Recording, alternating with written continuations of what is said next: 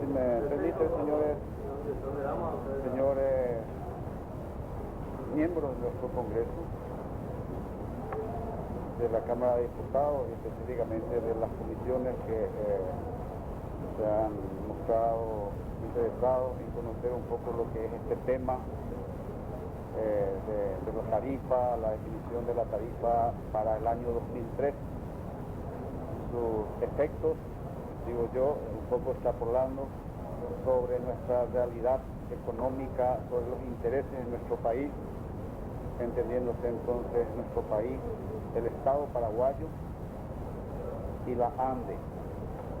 La ANDE por ser la copropietaria del emprendimiento y la única entidad compradora en nuestro país del servicio eléctrico de la Itaipú,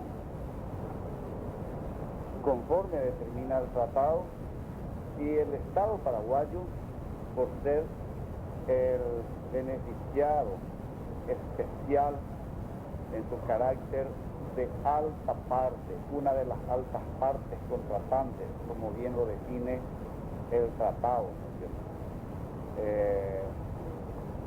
Y beneficiado el Estado por las regalías del anexo C, cuáles son los royalties por el uso del agua para generación de energía y de la compensación por cesión de energía, que es la retribución especial que está contemplada en el tratado para una de las altas partes, aquella que utiliza menor cantidad de energía de lo que en derecho le corresponde utilizar el 50% de toda la energía generada en la central.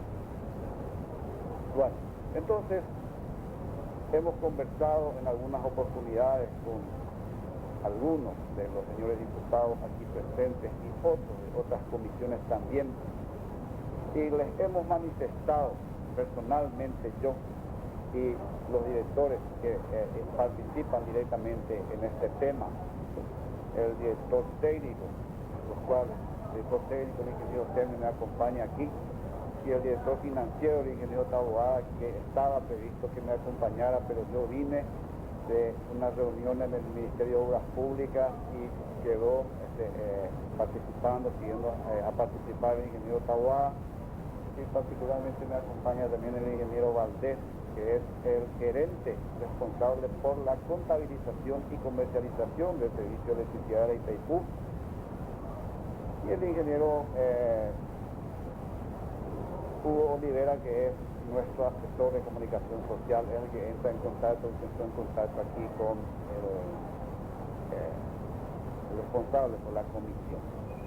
Entonces, siempre dijimos nosotros, ustedes los legisladores deben conocer en profundidad estos temas, y nosotros somos libros abiertos, tenemos que ser libros abiertos para esto, y así siempre nos constituimos. Creo que es conocido por todos el modelo de gestión que nos impusimos desde el 23 de mayo y el que estamos practicando abierto para la prensa. Hemos llevado a cabo paneles, debates con la invitación más amplia posible, con nuestros sindicatos, abriéndonos a todas las preguntas de ellos, en la Cámara Paraguaya de Consultores y el Centro Paraguayo de Ingenieros, y últimamente en la FEPRINCO también. Hemos participado de debates con los especialistas que analizan el tema desde fuera de Itaipú, el tema de Itaipú, ¿no es cierto? Hemos tenido conversaciones larguísimas con el ingeniero Canete en mi escritorio por más de 3 horas y media analizando este tema, y otros periodistas, como por ejemplo el ingeniero Ramón Montanía de la revista Mundo de Electricidad, un debate directo por Radio 1 de Marzo por más de 2 horas también con el ingeniero Canete, y cosas así, ¿no es cierto? Entonces, hoy realmente a nosotros nos constituye un motivo de alegría especial estar compartiendo con ustedes, y ojalá esto se repita en otras comisiones también, tanto en diputados como en senadores también, ¿no es cierto? Bueno, entonces yo había manifestado que en esa intención de ser abierto, amplio, directo para con ustedes, si me podrían conceder la paciencia de aproximadamente 1 hora o 1 hora y 15, o si ustedes quieren más resumido, estamos a lo que ustedes, los dueños de casa y los interesados particulares. Preparamos nosotros el mismo material que voy a dejarles a ustedes aquí, las láminas, ¿no es cierto? Y después vamos a también compartir con ustedes si habilitan a que se grabe, ¿no es cierto?, en audio esto. Entonces acá están todas las láminas que nosotros vamos a pasar, y así hicimos en todos los paneles de debate. Esto está especialmente preparado, le hago entrega al presidente de la comisión, entonces, y si quieren otras copias, podemos prepararles para cada uno de los miembros de las comisiones, ¿no es cierto? Y vamos a dejarles también el impreso de cada una de estas láminas. Bueno, entonces vamos a empezar. El tema que agendamos aquí es el que está ahí, la reducción de la tarifa de Itaipú, y es preparado para el Congreso Nacional, Cámara de Diputados, las comisiones de Obras, Servicios Públicos y Comunicaciones. Y entonces es importante saber dentro de qué estamos, cuál es digamos el ambiente en el que nosotros nos movemos, y nuestro ambiente fundamental es el tratado de creación de la Itaipú Nacional como una entidad que pertenece en partes iguales al Paraguay y al Brasil, teniéndolos entonces a los estados como altas partes, y genera entonces en la igualdad de derechos también igualdad de compromisos y obligaciones. Y el tratado se constituye también por 3 anexos, los denominados anexo A, anexo B y anexo C. El anexo A es el que trata del estatuto de la organización, ¿no es cierto?, cómo se estructura un consejo de administración, un directorio ejecutivo, qué son los directores, cuáles son las funciones para cada uno de ellos, y las direcciones, cómo se estructuran también, personal y todo eso. El anexo B, que habla del proyecto de Itaipú, que dice qué es lo que se quiso hacer con eso, ¿no es cierto? Si era una central con 2 unidades generadoras, o con 15, con una subestación, con líneas de transmisión, hasta dónde, con qué tecnología, con qué tensión, con qué corriente de salida y todo eso. Y el anexo C, que trata de las bases financieras y de prestación de servicios de la Itaipú Nacional. Entonces, el anexo C es lo que en sí engloba el tema objeto de nuestra convocatoria aquí ante ustedes. Y entonces, adicionalmente a estos 3 anexos y al tratado en origen, porque el anexo C está determinado que tiene un plazo de vigencia hasta 50 años luego de su promulgación, ¿no es cierto? Y eso va entonces hasta el año 2023, hasta abril del año 2023, como ustedes saben, cuando las altas partes negociarán entonces su nueva versión con nuevo plazo y todo eso. No es que el tratado penezca en ese año, es este anexo va a estar ahí. Pero todo esto se hizo en la década del 70, en la primera mitad de la década del 70, y estamos hablando entonces de que este anexo se va hasta el 2023. Consecuentemente, las condiciones de aquel entonces no son ya las mismas de hoy, ni serán las de aquí a 15 años ni 20 años. Entonces, se previeron mecanismos para ajustes, si esos ajustes hacían parte de la conveniencia de ambas altas partes, y eso se puede hacer a través de las notas reversales que intercambian las cancillerías, que tienen que ser del mismo tenor, ¿no es cierto?, apenas en idiomas diferentes, y esas notas reversales entonces incorporan algunas alteraciones a los anexos, al tratado y cosas así. Entonces se incorpora también como parte integrante del tratado. Seguimos entonces. Y el tratado en sí ya toca una parte de lo que es objeto del anexo C. Y en el artículo 13, este artículo 13 nosotros usamos mucho dice claramente, la energía producida por el aprovechamiento, o sea, por Itaipú, será dividida en partes iguales entre los dos países. ¿Se acuerdan que dijimos la compensación por cesión de energía? Nos corresponde la mitad de la energía que pueda ser producida por la Itaipú. Es la forma en que eso cada una de las altas partes adquiera o quiera adquirir, siendo reconocido, dice, a cada uno de los países el derecho de adquisición. No es que sea de los países la energía, sino que los países tienen el derecho de adquirir, de comprar, de pagar por eso, ¿no es cierto? Y si el otro quiere pagar más del 50% y el otro quiere esos 50%, pues no puede. Pero no puede decir, esto es mío, ¿no es cierto? Y si vos querés llevar, yo te voy a cobrar, por eso te voy a cobrar una tarifa. Eso no. El derecho de adquisición, dice, de la energía que no sea utilizada por el otro país. Y tiene este parágrafo que dice, las altas partes contratantes se comprometen a adquirir conjunta o separadamente en la forma que acordaren el total de la potencia instalada. Bueno, y esto es muy importante, señores, porque es lo que hizo posible que Itaipú existiera, porque si no, económicamente no sería posible. Porque si nosotros decimos, tenemos el derecho de adquirir 50%, y si no tenemos condiciones de usar eso, no adquirimos, y el otro simplemente dice, yo tengo el derecho y la obligación de adquirir 50%, y con eso me basta. ¿Y qué pasa con el resto que no adquirió el Paraguay, por ejemplo, cuando sabemos que en los comienzos el Paraguay solamente necesitaba, era muy escasa nuestra demanda, nuestra necesidad, y solamente necesitaba en torno de 160 megawatts de potencia, y la potencia instalada de Itaipú era la que Itaipú colocaba a disposición 10.787. Imagínense, de 5.000 y algo, 5.350 y algo, nosotros decíamos queremos usar 160. Bueno, ahí, señores, surge una nota reversal importantísima de 1976, antes entonces de construirse Itaipú, para que se pudiera tener como válida esta ecuación económica. Entonces dice, se compromete a la Electrobras a adquirir la totalidad de la potencia de la central hidroeléctrica luego de descontada la potencia contratada por la ANDE.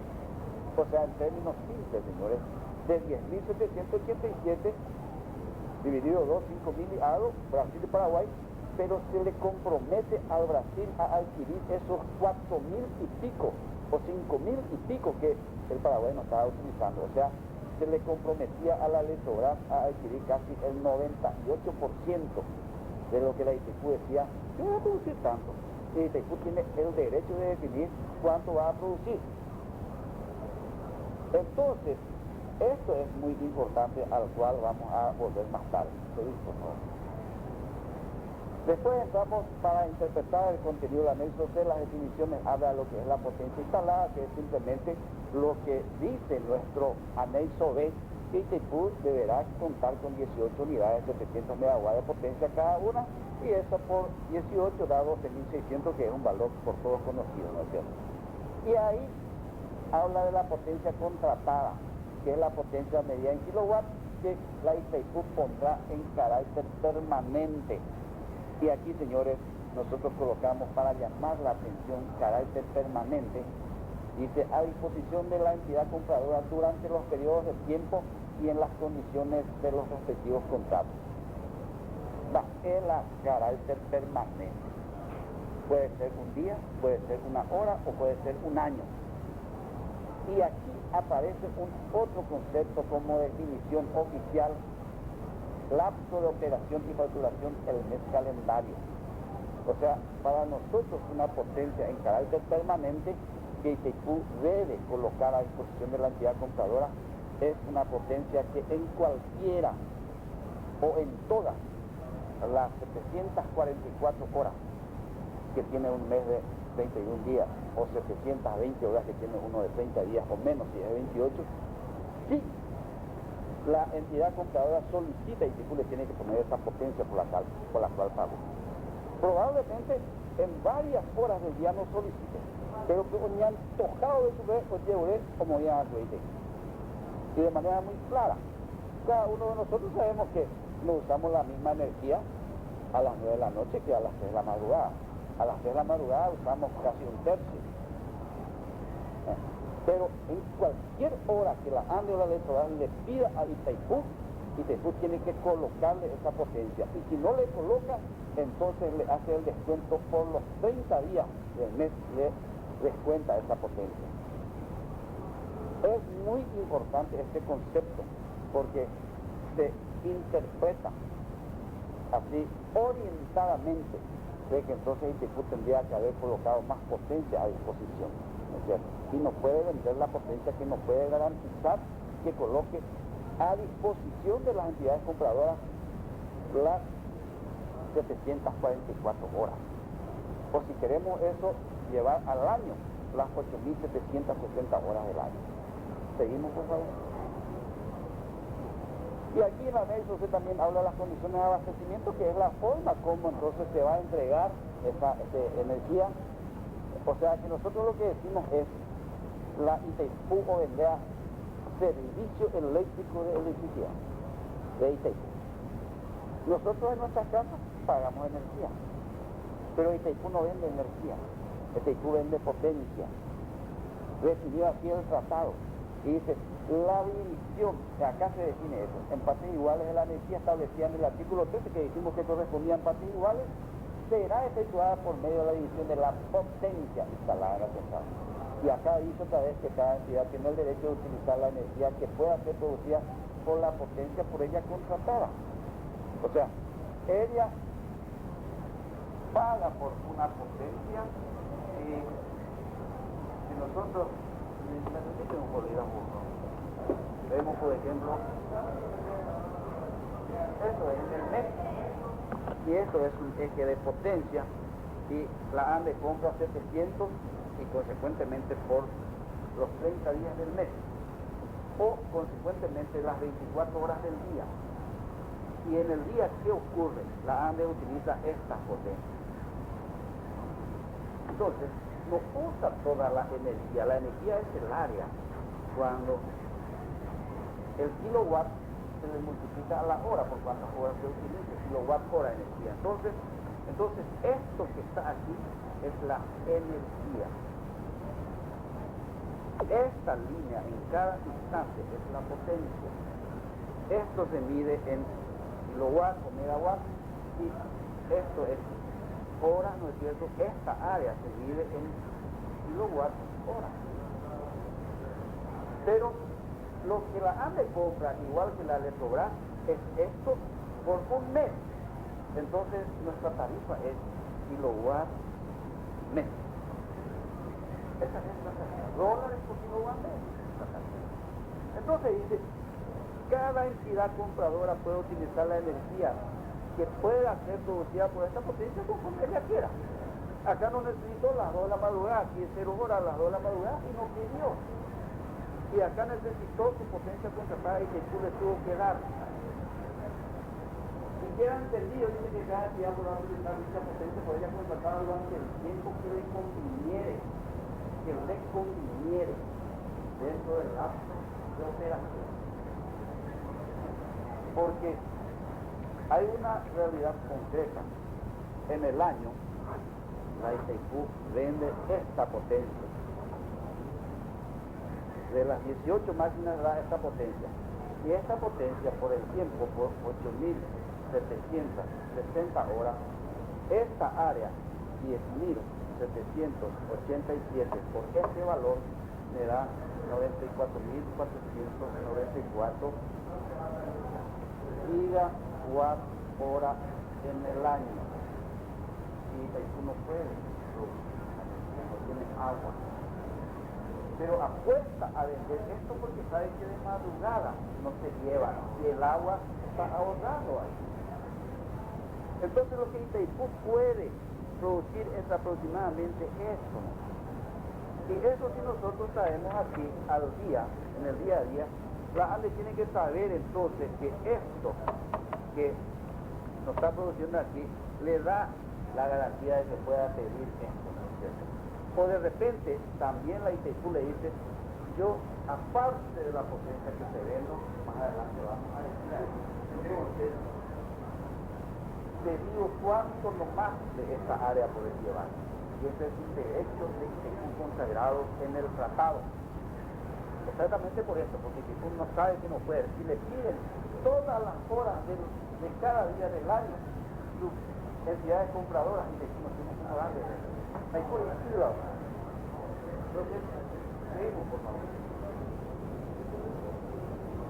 Ahí entonces vamos todavía dentro del anexo C y entramos en el costo del servicio de electricidad. Camino a nuestro tema, que es la definición de la tarifa.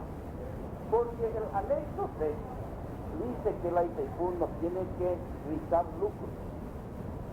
No puede ser esa empresa de carácter comercial, como alguien dice por ahí, que genere lucro. ITQ no puede generar lucro. O sea, no tiene que objetivar ni tiene que tener déficit. Y si por acaso tiene lucro o déficit de cada ejercicio, eso tiene que diluir necesariamente en el ejercicio siguiente. Si le sobró plata, esa plata ya pagará los egresos del año siguiente. Si le faltó plata, tiene que aumentar la tarifa para poder recuperar eso y no puede pasar el ejercicio siguiente. Entonces, después es una empresa que, como vimos, vende todo su producto. Lo que a la ITQ se le antoje producir, tiene el derecho de que sus entidades compradoras readquieran en la totalidad. Dentro de las entidades compradoras, la ANDE tiene la prioridad en decir, compro lo que quiero. Y en el compro lo que quiero surge inmediatamente el compromiso de la Electrobras, compro lo que sobra, queriendo o no queriendo. O mismo que no llegue, como ocurrió durante muchos años que tuvo que pagar y llevar, porque el parque energético en la demanda energética brasileña no requería todo eso, pero para hacer, porque si no ITQ se tornaba inviable. Entonces, si nosotros decimos que la ITQ no debe generar lucro ni déficit, tenemos que saber cuál va a ser nuestro costo de un determinado ejercicio, porque la tarifa, señores, se determina para cada año y la tarifa no tiene por qué mantenerse constante por obligación, por esencia. La tarifa puede subir o puede bajar de acuerdo a las características de cada año. ¿Cómo? Bajó y subió. Sí, la historia muestra eso. Ya bajó y subió. Entonces, sí. Entonces, primero porque ya dijimos, la ANDE le cobra a cada uno de los presentes aquí en energía, pero la ANDE compra potencia. Entonces, si yo voy a objetivar no tener lucros ni pérdidas, tengo que saber cuánto es lo que voy a gastar. Eso hacemos en nuestra casa. Y sabiendo cuánto es lo que voy a gastar, yo sé también qué es lo que voy a producir, porque lo que voy a gastar tengo que tener los recursos para pagar. Y los recursos que yo tengo para pagar son mis recursos operacionales que están definidos aquí, que son aquellos que tienen que obtener en base a la venta de su servicio eléctrico, que se determinó aquí que es en base a la venta de la potencia. Entonces, yo debo saber cuánto voy a tener de potencia que le voy a vender. Y no le pregunto si me quieren comprar. Apenas espero que la ANDE diga de 10, yo llevo 6, automáticamente yo no le pregunto a la Electrobras. Sé que ella tiene que llevar de 106 a 94 va a llevar Electrobras. Entonces, yo sé cuánto lo que voy a producir, cuánto es lo que voy a, que necesito ingresar, yo necesito ingresar para vender esos mis ingresos, y una simple división de lo que yo necesito por lo que tengo para vender me da la tarifa. Entonces, vamos a analizar el denominador, que es lo que yo voy a gastar, que debe ser lo que necesite ingresar, ¿es cierto? Y dice que el costo del servicio de electricidad, eso lo dice el tratado a través del anexo C, reglamentado por lo que se denomina reglamento, el anexo C, que fue aprobado en el año 1998 por el Consejo de Administración, que dice paso a paso cómo se debe hacer para obtener este costo del servicio, costo anual, como se hizo ahora para el año 2023. Y dice que nosotros tenemos que pagarle a la ANDE y a la Electrobras las utilidades del capital que ellas aportaron, porque toda empresa tiene capital y toda empresa tiene su propietario.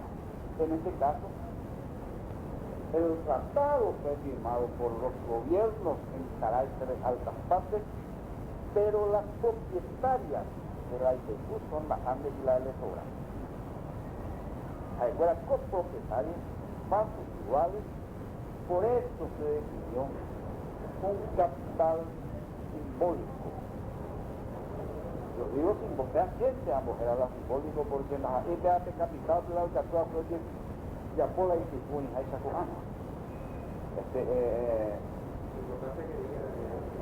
50 millones de dólares fue el capital que entonces aportaron las entidades copropietarias. Y esos 50 millones de dólares la ANDE hoy le sigue pagando al Banco de Brasil. Eso no interesa, pero ella es formalmente entonces copropietaria por 50 millones de dólares. Señores, ¿y cuánto se gastó para IPQ? La deuda de IPQ hoy es, ¿no es cierto?, 18.000 millones de dólares. ¿Sí?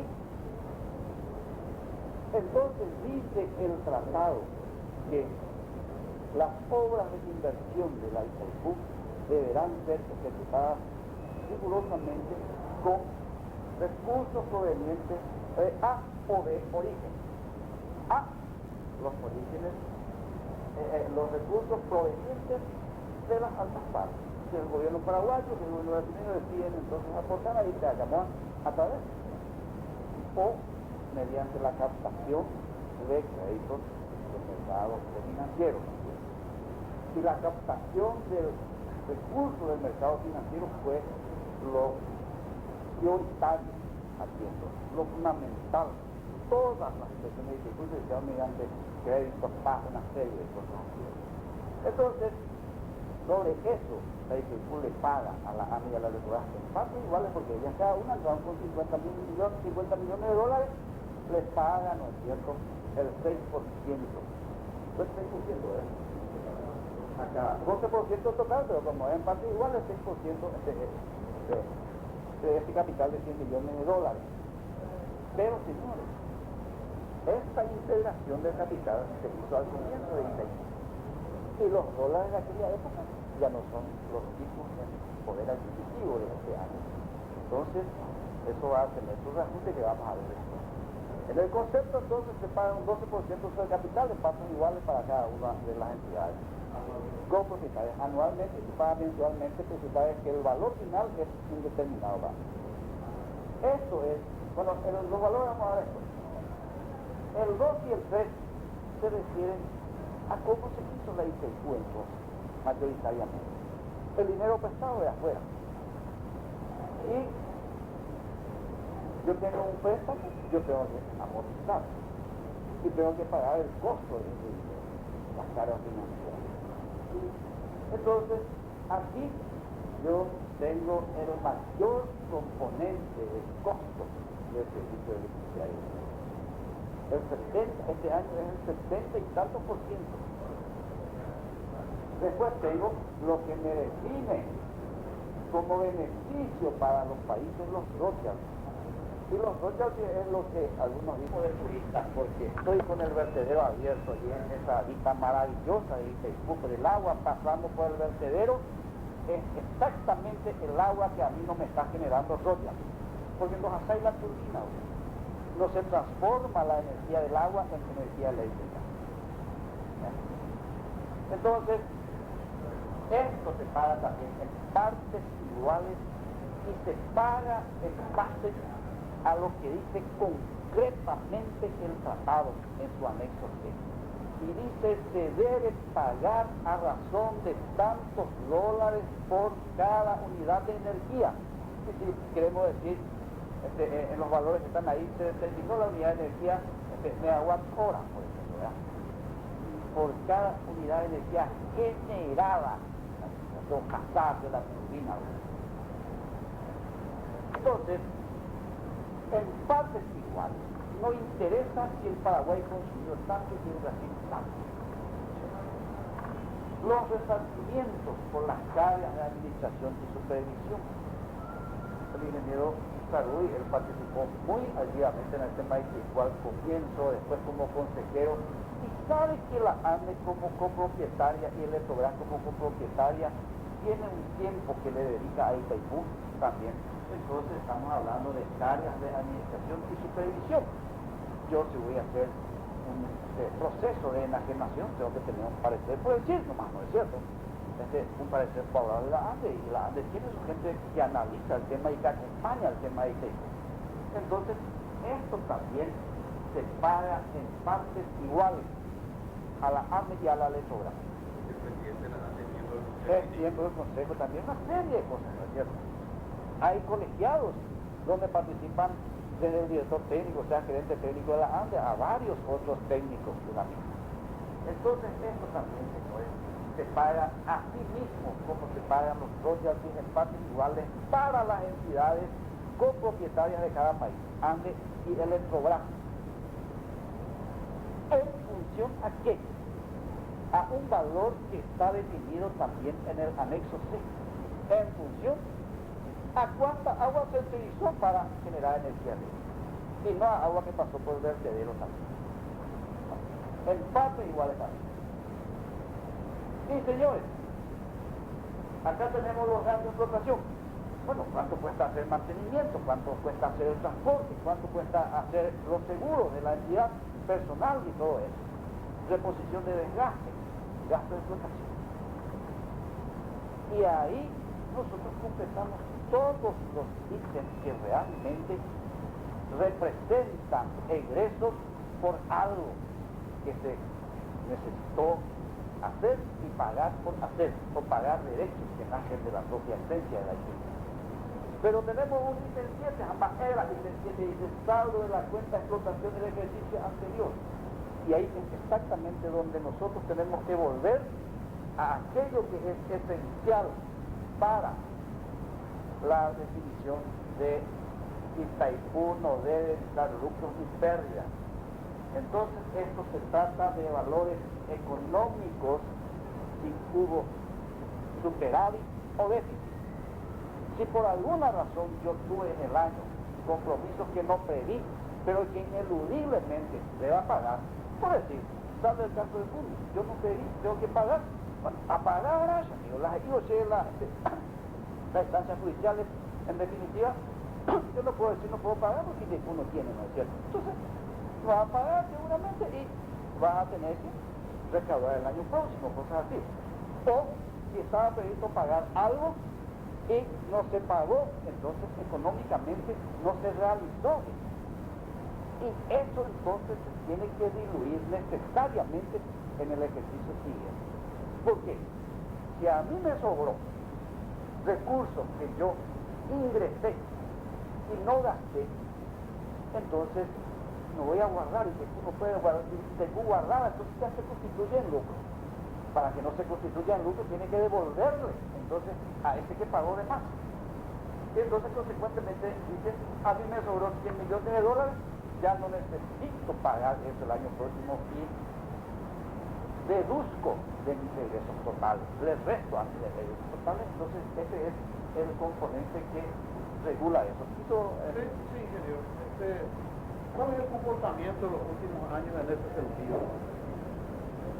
En los últimos años el comportamiento, por lo menos en los 3 últimos años, es de superávit. económico y del orden de 100 millones de dólares. 100 millones de dólares. Eso ustedes tienen la lámina que le vamos a mostrar también. Entonces pasamos. Entonces ahí yo vi todos los componentes del costo de mi servicio. Estamos hablando anual. Bueno, entonces dijimos, nosotros apuntamos hacia la tarifa. Y la tarifa, como tarifa, no aparece en el tratado. Ese es un nombre, digamos, un apodo que le dimos nosotros, porque la tarifa realmente es, como dijimos, es lo que resulta de la división de mis ingresos necesarios con lo que yo voy a vender. Cuya dejáis a mover la docena de cosas. Entonces, eso es el costo unitario del servicio de electricidad. Y esa es la tarifa. Entonces, el reglamento del anexo C, como dijimos, nos define que la tarifa, entonces, el costo unitario del servicio de electricidad es el costo del servicio por lo que yo voy a vender para obtener. Entonces, necesitamos ahora, ya definimos cómo se calcula esto y ahora entonces vemos de qué se trata esta parte de abajo. Porque nosotros dijimos que la potencia instalada del equipo es igual a 700 megawatts por 18 máquinas que conocemos. Son 12.600. Pero, ¿será que el equipo tiene condiciones de garantizar que las 18 máquinas operen las 8.700 horas del mes? No puede, porque tiene que hacer mantenimiento, tiene que parar. Y si para 2 días una máquina para mantenimiento, esa máquina ya no está disponible para ofrecer potencia por los 30 días. Y si la máquina para no por mantenimiento, sino porque causó, por ejemplo, un sobrecalentamiento, una vibración o una descarga parcial de diferencia de potencial indebido, o un sabotaje, como quedó una máquina durante 1 año y medio fuera de servicio. ¿Y quién me prende las luces de la central? ¿Quién me hace funcionar los motores de aire acondicionado o de ventilación, que son necesidades funcionales, no de confort de las máquinas? Nosotros sabemos que nuestra computadora tiene que tener una ventilación, tiene que estar en ambiente de aire acondicionado, ¿no es cierto? Y así también son las máquinas de ITQ. Entonces, vamos a ver cómo se determina esto entonces. El concepto, ya vimos esto, después vamos a ver con valores. Pasamos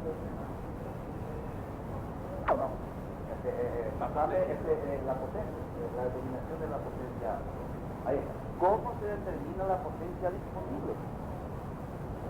Y acá leemos, yo, señores, les digo una cosa.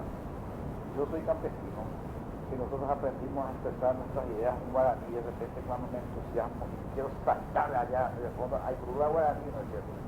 Entonces, si de repente hablo en guaraní, que no consideren, estoy usando un idioma oficial nuestro, ¿verdad? Nosotros tenemos el guaraní. Entonces, señores, potencia mensual disponible para contratación, ¿no es cierto? Porque yo tengo que mantener en carácter permanente la disponibilidad, no que esté obligada a generar mismo que... Es como si yo digo, yo voy a producir naranja y voy a producir solamente para los compradores. Y los compradores me dicen, bueno, yo te pagué por 100 camionadas por mes. Y resulta que no voy a vender sino 40.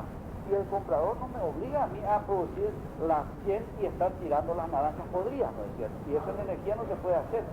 Yo no puedo producir una potencia que no voy a estar utilizando, ¿verdad? Infelizmente no podemos guardar en batería, no se puede almacenar. Entonces, la potencia instalada dijimos que era 18 por 700, 12.600 megawatts. Watt es la unidad de potencia, la unidad así física, ¿no es cierto? Y mega es solamente millón. En vez de decir 12.600 millones de watts, estamos diciendo 12.600 megawatts. Dijimos que nosotros no podemos garantizar que las 18 máquinas operen ininterrumpidamente. Y hoy, señores, y en esto digo con mucho orgullo, el montaje electromecánico de la ITQ se dividió básicamente en 2 partes principales. Eso sabe, querido amigo Mucho me pesa siempre decir, ser compañero de facultad en el portavoz. La parte de producción del montaje estaba con lideranza y la parte del control de calidad estaba con absoluta lideranza paraguaya. Y nosotros llegamos en el 80 cuando se estaban colocando los primeros rieles y participamos de cómo tenían que alinearse estos rieles para la traslación de los equipos para el montaje. Y el control de calidad que se hizo a las instalaciones de Itaipú era de los más rigurosos, porque ya hubo las gringos, americanos, canadienses, franceses, por ejemplo, entonces, hoy, señores, la Itaipú Binacional tiene la central hidroeléctrica con los valores indicativos, índices de performance más elevados del mundo. Y conste que nuestras máquinas son protótipos. Protótipos. No fueron copiadas de otras máquinas que ya existen funcionando con estos tamaños. Y así y todo, ¿no es cierto? No existen índices de disponibilidad de máquinas en el mundo que le alcance a la Itaipú, con mucha honra y orgullo paraguayo. Consecuentemente también los índices de parada forzada, porque se recalentó, porque esto o por aquello, son los más bajos del mundo. Y no existe una central hidroeléctrica que haya producido en un año la cantidad de energía que produjo Itaipú, que es detentora de este récord. A usted ahora de mis queridos hermanos, con potencia de mantenimiento, porque Itaipú dijo, apostó a un concepto de mantenimiento preventivo programado. Y eso algunos hacen con sus autos. Los que tienen condiciones, los que tienen plata. No, yo mi auto cada 6 meses. Yo mi auto llevo cada 6 años cuando comienzan a pararme ahí, qué sé yo. Pero ese que lleva cada 6 meses tiene la seguridad de que solamente le hace mantenimiento preventivo, ¿no es cierto? Cuando yo llevo es ya cuando mi auto en particular, es cuando el tambor ya estaba allá, más o menos. El otro no.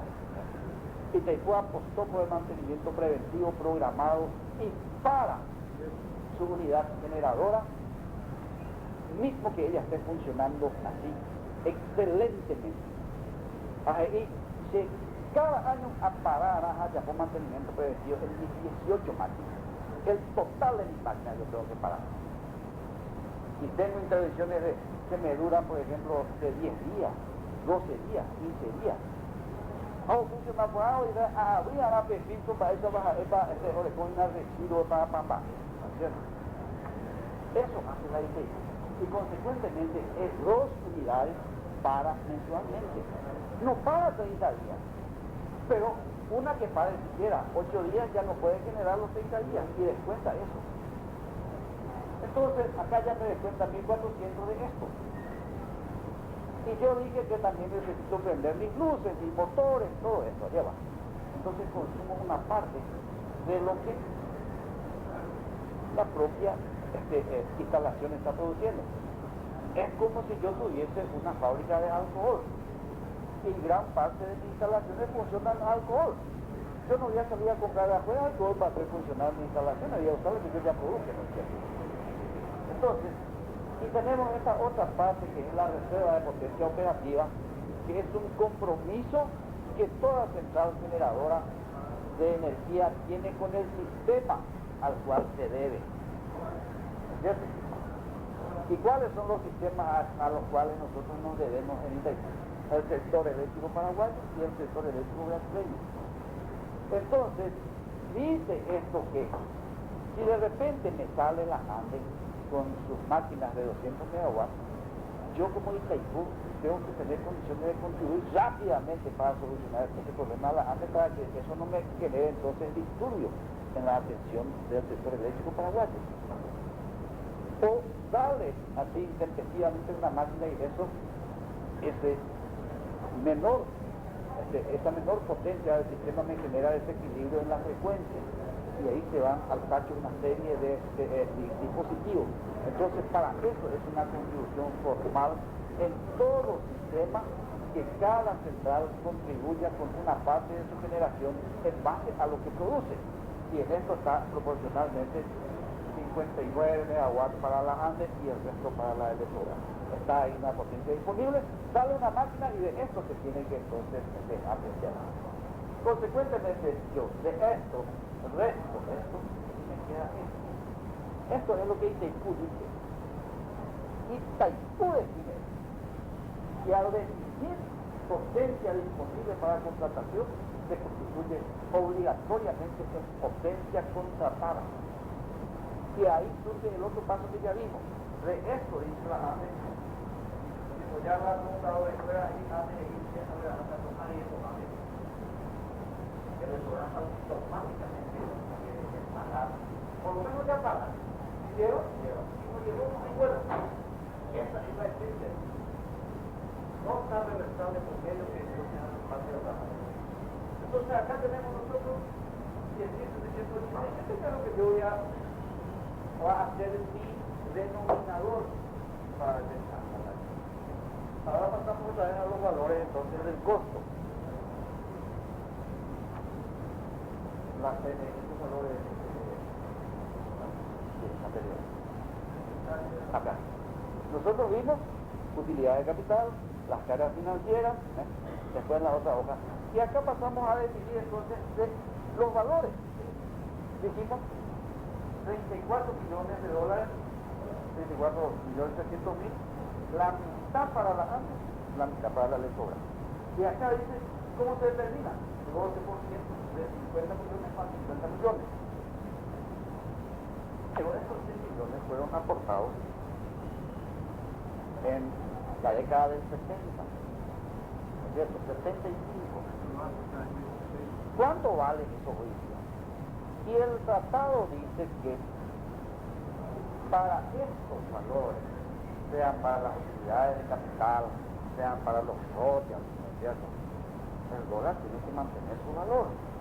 Y en aquel entonces se dijo que se tenía que referir el valor del dólar tomando como patrón el oro en pesos y títulos. A medida que variaba el oro, entonces este dólar tenía que ir ajustándose. Pero luego ya, en la década del 70, en el 73, el dólar dejó de tener referida su paridad con el oro. O yo aduma y a veces ya se me fue. Entonces Itaipú, en la obligación que tenía de mantener, por decir así, entre comillas, el valor adquisitivo, digamos, que va a llevar el dólar, ¿a qué vamos a comparar entonces? Y se apuntó a los Estados Unidos y dijo, bueno, acá nosotros tomamos como referencia el IPC, por la inflación, un componente para determinar la inflación es el IPC, ¿verdad? Bueno, entonces se dijo, vamos a referir el dólar para estos pagos a alteraciones de la inflación de los Estados Unidos, de la inflación. Agarra apenas dos componentes, los índices económicos de los Estados Unidos que participan de la inflación, y denominadamente inglés dice en la igual pues va a verla de castellano ni la guaraní voy a traducir industrial goods, aquí es más de la materia de los Potarui, que es entonces lo que hace al crecimiento del parque industrial de los Estados Unidos. Si ellos producen mucho, si producen poco, ese es industrial goods, así como el IPC sube o baja. Y el consumer price, que es el índice del consumidor, como sería nuestro interés. Y estos valores entonces son los que en definitiva nos dicen inflación para inflación que se haga. Y entonces, señores, así se determina cómo nosotros vamos a actualizar este resultante de 12% de 100 millones de dólares para que me tenga el mismo valor del 75 a ahora. Y eso nosotros hacemos multiplicando esto que resulta de aquí por un factor de ajuste. Aquí entonces vamos a entrar un poco a ver lo que es el factor de ajuste, porque eso vamos a utilizar los otros ítems también. Porque ese es un tema bastante hablado. También se habla bastante del factor de ajuste, de inflación, otros casos llamanse Irak, cosas así, ¿verdad? Entonces, vamos a ver lo que dice aquí. El tratado, en su artículo 15, dice eso que estaba diciendo antes. El valor real de la cantidad de dólares destinados en concepto de royalties, resarcimiento, utilidad de capital, compensación por cesión de energía, será mantenido constante. O sea, debe mantener su valor adquisitivo, como hizo allá, acompañando las fluctuaciones del dólar de los Estados Unidos en relación a su patrón de pesos y títulos en oro. Pero ¿qué dice aquí? A partir del año 76 el dólar dejó de fama, ya, dejó de tener referencia en paridad. Entonces, Itaipú en el año 1986, mediante notas reversales, consecuentemente incorporó una parte al tratado, definiendo cómo se encontró una alternativa sustitutiva a esta. Dice, las nuevas condiciones y mecanismos para el acompañamiento de las fluctuaciones del dólar de los Estados Unidos, surgiendo así el factor de ajuste. El factor de ajuste, ¿qué es el factor de ajuste? Creado por la nota reversal 86, donde dice que es igual a lo que se quiere ajustar, ¿cierto? Multiplicado por la intervención de estos índices económicos de los Estados Unidos, el Industrial Goods y el Consumer Price, ambos con 50% de participación. Donde acá define qué es lo que dice variación porcentual, ¿es cierto? Y nosotros tenemos que extraer esos valores de los oficiales que aparecen en la revista del Fondo Monetario Internacional. Y después además deberá ser hecho una vez por año, esa fórmula de ajuste, acá dice cómo se debe obtener. Pasamos adelante. Sí, importante nomás, porque para aclarar, ¿verdad? Acá, de que esto se hizo para 50 años. Sí. Se saca crédito para construir la represa y se tenía que pagar en 50 años. Entonces, imposible era saber qué inflación, qué es lo que iba a ocurrir. Entonces, se tenía que poner como parámetro. Hay que entender que cuando se hizo esto, el Paraguay no tenía un solo ingeniero con ninguna sola experiencia y los únicos que habían hecho algo de represa eran los brasileros y teóricamente ellos no tenían que haber podido de arriba abajo, hablando pronto y claro. Y tuvimos un hombre que para mí fue máximo funcionario público, fue el ingeniero de verdad. Y yo corroboro eso que está diciendo el ingeniero, por ¿Qué favor. hizo El ingeniero de que verdad. parece una cosa así ahora, a tantos años? Visionario para mí. Bueno, entonces, dijimos que era el factor de ajuste. Manera, ¿dónde se aplica? Ya dijimos, factor de ajuste en utilidad de capital, royalties y resarcimiento, se dice la deuda. ¿Y por qué nosotros decimos separadamente? Porque, señores, esos ítems nacieron en diferentes años. Yo hice la integración de capital en el 75. Consecuentemente, mi dólar de referencia, dólar base, es aquel del 75. Y pago utilidad de capital por eso. Yo empecé a generar energía que me produjo, entonces, royalties y resarcimiento del 86. Entonces, hace año base 86. Y yo pago el servicio de la deuda ahora a partir de aquel tiempo Apaguazú del año 1997. 96 para pagar a partir de 97. Con eso yo seré todo lo anterior y mis compromisos fueron aquellos definidos entonces en ese acuerdo de fines del 96. Entonces yo tengo que tener un factor de ajuste que sea aplicado en año base 75, año base 86 y año base 96. Y también el factor de ajuste se aplica a ese beneficio que dijimos que recibe en este caso el Paraguay, que es la compensación por cesión de energía que se empezó también a pagar desde el año 86 cuando se empezó a generar. ¿Sí? ¿Cómo se aplica? Dijimos, para la utilidad de capital son 12% por el capital integrado y eso corrijo entonces por el valor de ajuste con esta base. Para los royalties son Este valor es del tratado.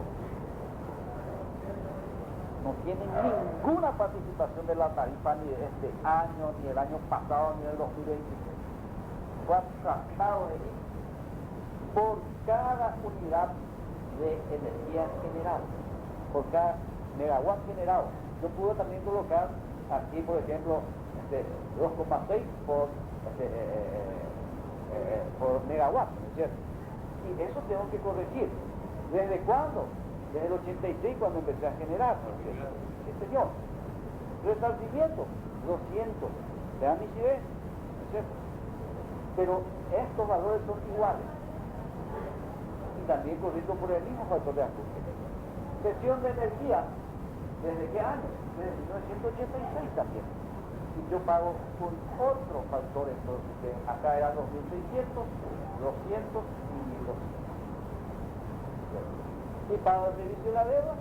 Yo tengo, señores, en el año 1996, cuando se hizo este acuerdo, cuando se puso en letras grandes, yo digo, vean esta gente, negrita y cursiva, un calendario anual de pago desde el 97 hasta el 2023, que la matemática dice que si se paga eso, se paga la deuda total de IPQ en el año 2023. Aquellas deudas que eran las únicas existentes en el año 1996, todas las deudas de la IPQ contraídas con la LEFORA. Sí, señor. Una pregunta. Esto no va bajando, hay un monto constante que va hasta el 2023 o va en forma descendente o ascendente. No. Vamos a tocar eso, diputado, porque lo que se analizó cuando se estudió lo que se denominó el restablecimiento del equilibrio económico financiero de la IPQ nacional, así llamado en el 96, porque hasta ese entonces el equilibrio económico financiero de la IPQ nacional estaba en terrible crisis, porque nuestros préstamos eran a altos intereses y corregidos por la inflación del Brasil, la mayoría. No aparecía el factor de ajuste aquí, no estaba vinculado a la inflación de los Estados Unidos. Y las tasas eran muy elevadas, ¿no es cierto? ¿Cómo se negoció, señores? No me pregunten, pero yo hablo de los resultados. ¿Y cuáles fueron los procesos para llegar a ese resultado? Se estudiaron 34 alternativas que miraban algunas premisas básicas. Si yo iba a vender a ese producto, se consumido fuera, y no puedo simplemente agarrar demasiado en serio eso de que IPQ define cuánto va a vender y le pone la tarifa y de repente nosotros los paraguayos no podemos pagarle, ni el Brasil. Entonces se dijo, tiene que ser una tarifa que acompañe más o menos las condiciones de los sectores turísticos de ambos países, y eso pasaba por una tarifa más o menos constante. Y por ejemplo, una de las alternativas era de que se aumentara 20% la tarifa en el 96. Eso nadie podía aguantar. Otra, 24 curvas, y entonces el tema era que la tarifa se mantuviera constante. Y si decimos que mayoritariamente el costo está en el servicio de la deuda, entonces el pago por el servicio de la deuda entonces tenía que ser más o menos constante también, de toda la deuda que tenía la IPQ. Pero en aquel entonces el total de la deuda que tenía la IPQ era de 16.225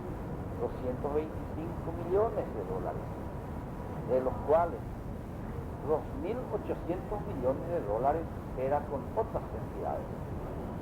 Sí. Y 12.000 y algo era con la Eletrobras, en diferentes líneas de crédito. Lo que en el 96 se trató fueron esos 12.225.